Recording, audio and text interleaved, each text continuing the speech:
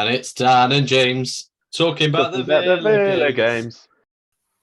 Hi there, everybody, and welcome back to the AVFC Faithful Podcast. You are joined, as always, by Dan and James talking about the Villa games. And this week we are running through what feels like a very foreign object at the moment, and it is a loss without a goal scored, James. Very strange, isn't it? I didn't see us not scoring, but it was an interesting game to learn from, and frustrating in the way that we lost it. But move on, and you got to pick yourselves back up.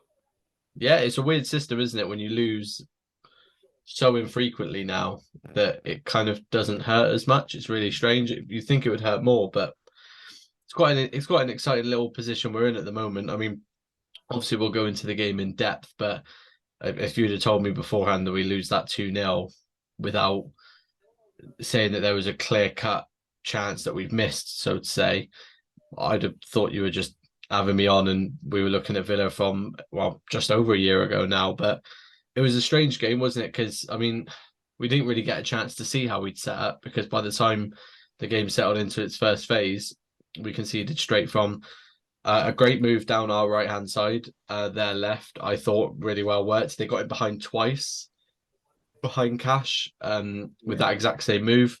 I think you might have tweeted out. I think my tweets go all weird because I don't look at my phone during the game for fear of being behind.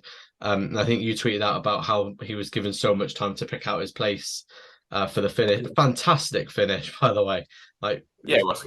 But he had the opportunity of putting it there because he was given that whole area to himself. So a frustrating start, wasn't it? It was, and as I say, it was quite uncharacteristic from us, really. I mean, you can't lose focus, especially right at the start of a game, because we spoke about this kind of with John McKenzie towards the end of last season about how game states affect the rest of the game, and it was sort of like how we did against Wolves away last season, because if you let a goal in that early, it changes completely the plan of both sides, and you're playing into their hands more. And I was thinking about this earlier, that at the moment, the way we set up is going to play to our strength, but also a lot of other teams' strength that are going to come up against us, because they want to sit in and hit us on the break. And, Forest are good, to be fair. We can't.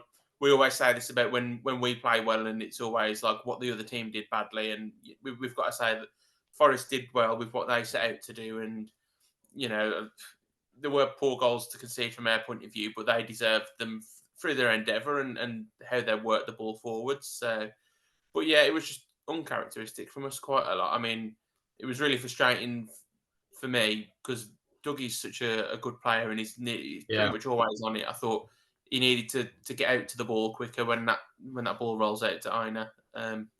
But he just sort of he was on his heels more than anything. And as I said, when that goal goes in, it changes everything completely. But other than that, I thought we then grew into dictating the play after that. But as you said, there wasn't anything that was massively clear cut. We had some good chances still. We got into some good areas, but yeah, the end product wasn't there. The decision making was really panicky. I think it's because they knew what was at stake. If you win and you go third, and it's like opportunity missed, but also the hard work that we've put in up to now has kept us fifth. And if we win on Thursday, win on Sunday, it feels a lot better again. So that's what we've got to strive for now before the break. Yeah, we're in a great position in the league table sense where we were able to lose that game and not really lose position at all. I mean, we lose a 3-point jump on Newcastle and 4 point, an extra point, 2 points above United. But at the same time, Liverpool didn't slip away because obviously they slipped up against Luton. Arsenal losing as well kept us within. So if there was ever a game, a lot of people will say this, it is an opportunity missed. Let's not be silly. It is, if you put this down as one of the games, you put it down as a winnable game. Clearly, it didn't turn out that way, but it's one of those games where I think if you look back across the whole season, if you finish 6th or lower, then you're probably thinking, well, that's exactly where we didn't finish top 5. But if you're finishing top 5, you don't think about this game at all. And we make a lot of jokes on here, obviously. Realistically, we're not actually in a title race. It's just funny to say because technically we are, because we were pointing, but we're not actually aiming for the title. But But look, if I was going to talk about that game, I think because I don't want to get into the system where we're all sat here going like, "Oh, this player was terrible and this player was bad and this was wrong and this was set right." I think the only thing that I could see that was a real problem for us was we didn't have the effectiveness of fullbacks. I think they were involved a lot, but they weren't involved a lot how they usually are. A lot of chat was about Matty Cash. Obviously, I made the comment that it seemed every time he took the touch, it had to go back. Like if I'm Matty Cash now, he takes every touch with his right foot, coming onto his right foot, side foot back in, which is automatically quite an easy. It's very easy to defend, isn't it? Because you're going away from goal every time. That is never going forwards. Luca Dini as well was so involved, but it was so. You tweeted out the perfect video. It's where Pau Torres plays him back, like the most perfect ball in behind Forest back four. Dini gets it right to the byline and then just hooks it way over everyone and outside of the penalty box. And that really did signify the whole game, didn't it? It was a game. It was uncharacteristic. I mean, uncharacteristic from Emmy with the second goal. I mean, that's just so unlike him to make a mistake like that. Wasn't it? Like, I don't know why he put that hand. So the guys I was watching it with, we seem to think that he almost gets too good of a contact on it. Like, he saved it too well and got too much of a palm and the sort of the base of the hand here on it, where that's what's caused the spin. Whereas if he's hit that too hard, that's going up and it's going to take longer to come back down. Or if he hits it soft, that's not spinning back in. It's just. I mean, you can sit here and go, why is he going for a save like that? You know, everyone's making the comments they do.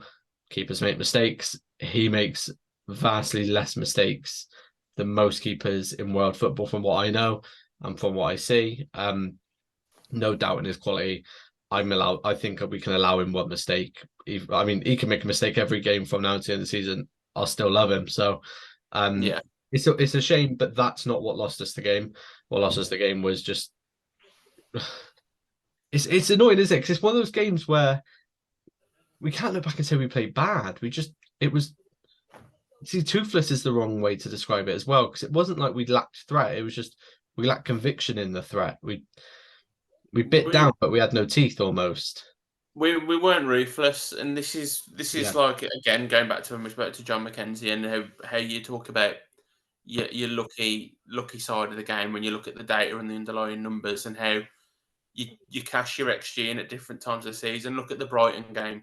Yeah, we were really ruthless, put everything away pretty much. Whereas yesterday, whether it was the finishing or whether it was just the final pass, it wasn't there. And that's just sometimes what happens. We're not Man City. That even they don't even win every game. So these are going to happen, and especially Forest at home. You can't avoid that record that they've got. They beat some good teams at home last season as well. It's not going to change this season. They've got it in their locker to do that to a team, and fair play to Steve Cooper. I think he's a really underrated coach, and he's got a good future ahead of him. And I think they've got quite a nice little team, considering it was literally thrown together, and he's sort of piecing it together to be a really effective unit now. That there isn't that much of a shame in losing to it when you think about it, but in what we want to achieve this season, it is a missed opportunity. It wasn't good enough, but it's for me, like, it's always interesting after a loss now that I think it's so few and far between that we lose at the moment, that it seems so exacerbated on social media that it seems like every time we lose, that's the worst I've seen us play, and it's like, surely you've got to remember, like, just over a year ago with Gerrard, that was the worst I've seen us play in a long time, and that's something I tweeted last season at the City Ground. We were terrible and came away with a point. Yeah. This season we were the better side on the ball, and we still created opportunities, but we come away with nothing. And that's just how football is sometimes. You've got to take your chances, and you can't make mistakes. So that is what it is. But it was a good game for information, as Emery always says, and how we're going to try and evolve as we go on. And I agree with you that the fullbacks was a bit of a weakness. And, we always hate the scapegoating around the fan base. So my point of view is that these aren't bad fullbacks, but if you want to go up a level, the fullbacks are so important to a team. I think Moreno is good enough. Dean, I think he's had a really good hot streak and he is a good player, but I think he does need that extra bit of space to be able to perform that well. Yeah. Moreno's got that. He's got better feet. You know, he can do well in the tight areas. And then Cash, for me, if you want to use him, you've got to get him in the box, not getting the ball into the box himself. So that's somewhere I think we'll address over the next 2 windows. And it's not easy to obviously do all at once. So, and there's other areas of the squad that I think you could do with filling out maybe or improving. And it is a project. So I think we're ahead of schedule if we finish around this area, and go deep into the European Cup as well. That'd be really good for us. Yeah, I mean, we're not even a full year into this process yet. We're still arguably a transition squad. This isn't the final project at all. This isn't his ideal squad. We can throw up the whole injury crisis again. I mean, at the end of the day, he is missing 2, maybe 3 main starters of his own squad. Either way, what we're doing at the moment is nothing short of incredible. It's something that we sort of need to just come to an acceptance of, that it's probably not as bad as we think it is. It's just the idea that, like you said, it happens so few and far between that it becomes so much more like catastrophized almost. We touched upon it. Forest had wow. I mean, I don't think their job was to score the exact 2 goals they did, but they did. But their job, as soon as they went 1-0 up, they identified as a weakness. I mean, I think is it all 3 of our losses this season we've conceded within the first 5 minutes or something. Yeah. So I mean, they identified a weakness is that if you come out straight at us, we do settle into games. We know that there's been some games where we've settled in quite late, 60 minutes in. We've chatted about it on here, saying we need to start quicker. But they were just on it. The smooth passing, that ground is bouncing, to be fair, when it gets going. But they were so good at just closing off the options, and where they had the 2 centre halves that Luton didn't, we couldn't even play in the balls that we were against Luton. Like the ball we played behind for Diaby against Luton, that was not an available option. Not through a fault of Diaby or for a fault of Pau Torres or Ezri Konsa. It's just a fault of the fact that they defended those spaces really well. And we've got to learn, like you said, it's information. We've got to learn how to adapt against teams like that. There will be other squads that we come up against, that hold us back in weird areas and play for that. And yeah, it's a strange one when you come away less angry than you are just interested. And I'm always interested to see how they take that loss and how that reaction is. But they need these next two fixtures, both being at home, is going to be so important, I think, for both of them. Obviously, we'll chat about both games coming up. Obviously, we've got Alkmaar at home on Thursday and then Fulham at home on Sunday, 2:00 kickoff, because that's when we play football, guys. Don't make plans on Thursday at 2:00. But those are important games, aren't they? They're at home. They're against opposition that, I mean, Alkmaar arguably are probably the strongest opponents in our group, but you still see that as a game where you would expect to win, especially at home. It's a chance for them to get the confidence still sky high, especially for the international break, isn't it? It is, and it's a really strange game when you've got the returning leg after you've put in such a good performance, obviously away at Alkmaar.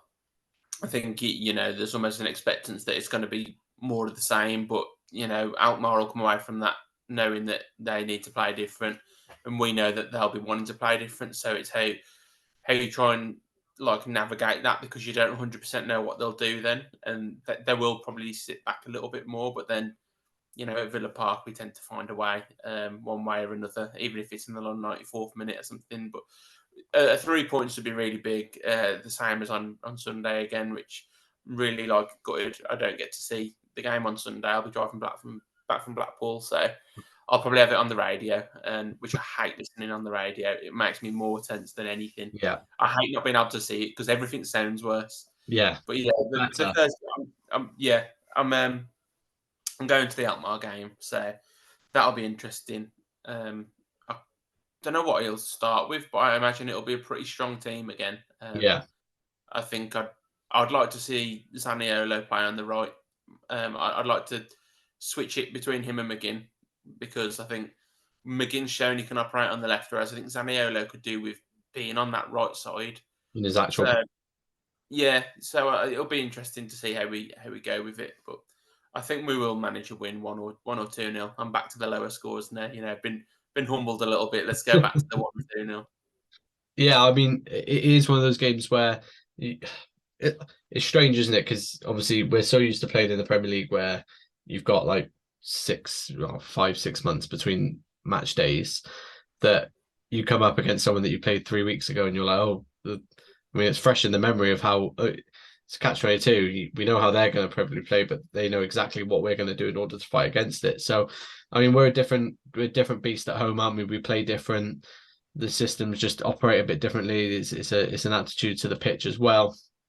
I do think that we will probably see a strong lineup for the idea that if there was to be, again, we chatted about this, I think, before the Alkmaar game, before Luton, if they were going to weaken it, you'd weaken it at home against Fulham rather than drop points. I mean, we leave this little stint of the Europa Conference League again with 9 points out of 12, then I mean that's pretty ideal considering that's track for finishing top, probably considering the way the group's going. So it'll be very interesting.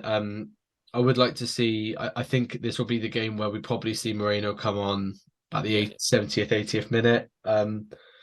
I think if we were winning on Sunday 3-0, I think you'd have seen him in the 90th minute. Yeah. I think that's the type of you see him pop on. But yeah, I'm not like relaxed about it, but it's definitely got a bit more of a comfortable feel winning away against them. I do see it probably being 2-0. But yeah, I think the problem is we're so focused on getting the points while we've got them is that we're forgetting. It's sort of like the idea of you're forgetting that we haven't actually got as much to rotate with as we thought. I mean, I guess you could say obviously you got Traore, Tielemans. I think Tim came back. Luton, he was back on the bench. But he's just not like the simple answer is he's just not gonna weaken the squad, and they don't seem to be complaining about playing it, and it's not a lot of travel miles, so I'm looking forward to it. I know you definitely are looking forward to it. So as a result of that, obviously there won't be a post-match podcast for that because I don't think I'm going to force James to drive back from Villa Park and then get on at 10 o'clock at night to describe for me exactly. Not saying he wouldn't, but let the man play Football Manager 24. Why don't we? Like, come on, he's going to come. Like, oh, here's what I'm going to do with Zaniolo, exactly what Emery did. So. Yeah, I'll be straight on it after this. I'll have the Spurs Chelsea game on my phone and Football Manager on when I turn into Unai Emery. No need to pick up any tactics from Angertal, is there, or Poch? You're like, that's beyond me. That is.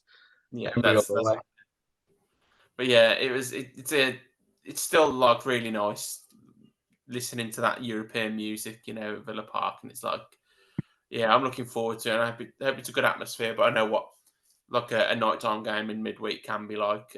It depends. It does depend on the performance. Still, if we start really well, you can get the crowd going, but I think there's always like an understanding now of the interest inside of the Villa team to just watch at times. So yeah, I will stick with a 1-2, and I'd like to see Watkins get on the score sheet again, and the same on Sunday as well. That'd be nice.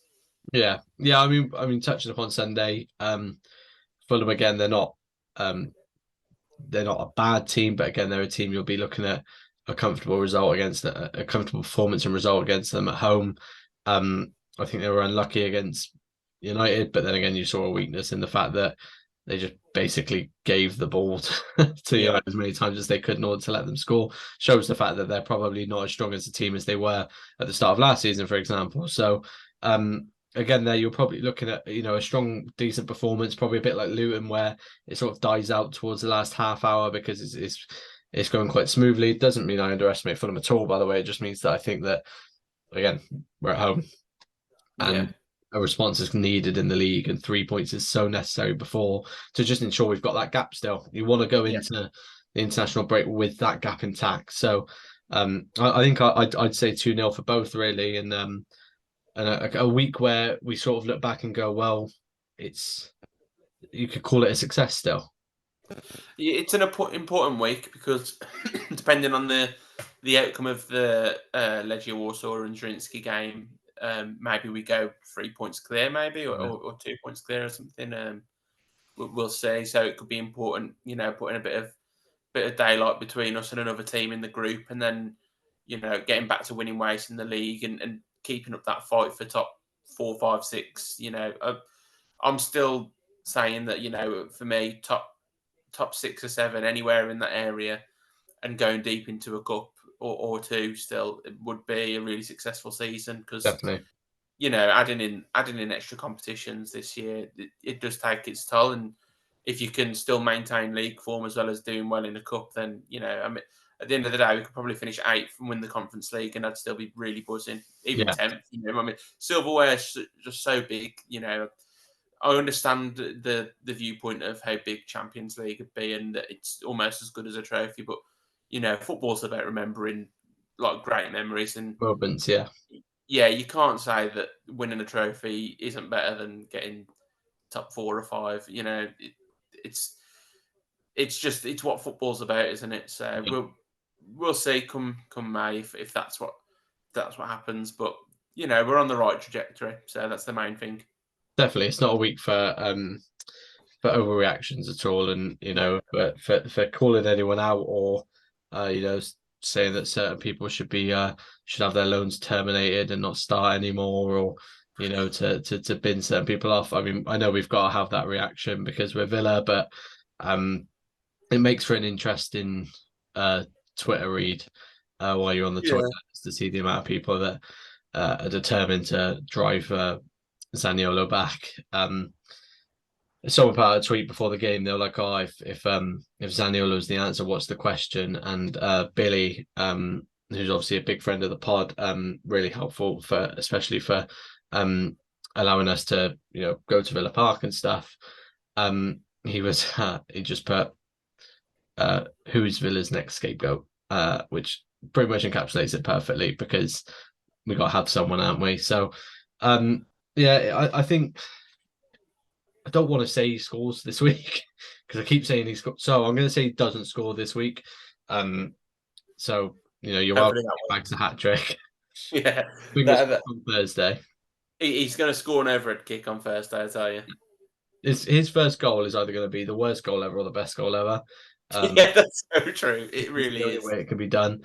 But yeah, I think it's such an important week because it's going to be an eye-opening week to remember where we actually are as well. I mean, at the end of the week, we could still be in top 4, arguably.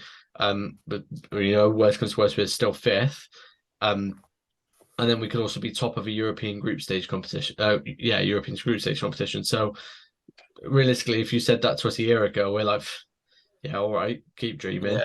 But here we are. So it's a realism check, but it's one that we should all be happy with, I think.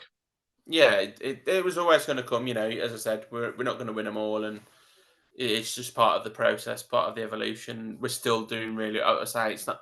I don't align with the views that we didn't play well. We didn't play good enough, but I don't think we played badly. We just didn't have quite enough to even score yesterday, which was the most frustrating thing, really, because we are, the league's entertainers this season. So it's a shame, but we move on, as I say, and you got to pick back up at home on Sunday in the league. Definitely. Well, on to Thursday, 3 points in the Conference League and 3 points on Sunday, and rounds out an actually quite happy week, I think. So, to everyone, including James, going on Thursday, enjoy it.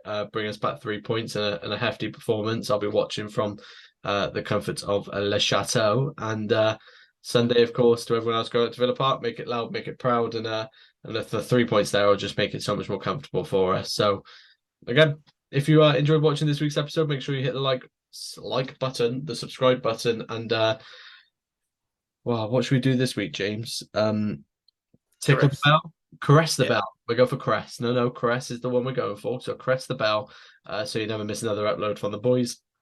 Of course, we've got some great episodes coming up in the coming few weeks. Things to keep your eyes open for. So you're going to want to subscribe and hit the notification bell, and check the description as well. Follow us all on Twitter. Both me, James, Faithful himself, and the podcast account will all be linked down below. And until next time, up the Villa.